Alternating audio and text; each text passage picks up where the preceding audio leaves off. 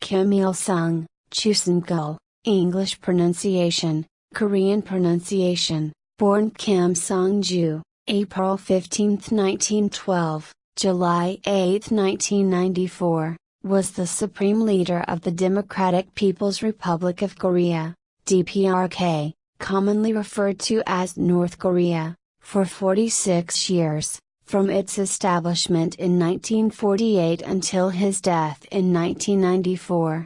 He held the post of Prime Minister from 1948 to 1972 and President from 1972 to 1994. He was also the leader of the Workers' Party of Korea from 1949 to 1994, titled as chairman from 1949 to 1966 and as general secretary after 1966.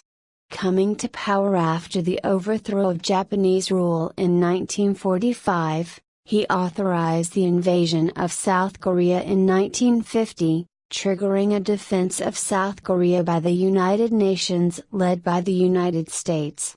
A ceasefire in the Korean War was signed on July 27, 1953.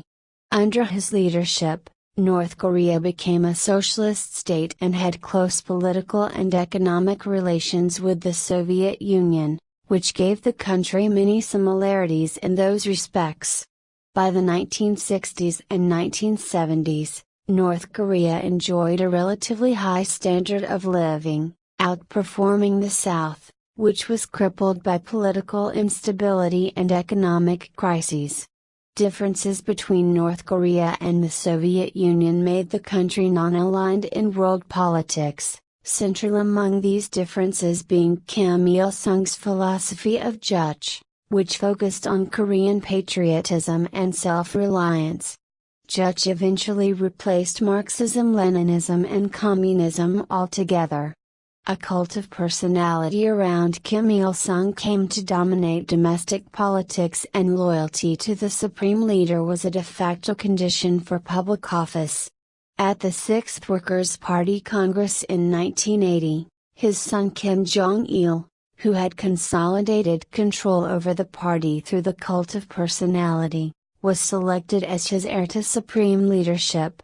In 1991, following the dissolution of the Soviet Union, North Korea's economy collapsed, leading to widespread poverty and famine.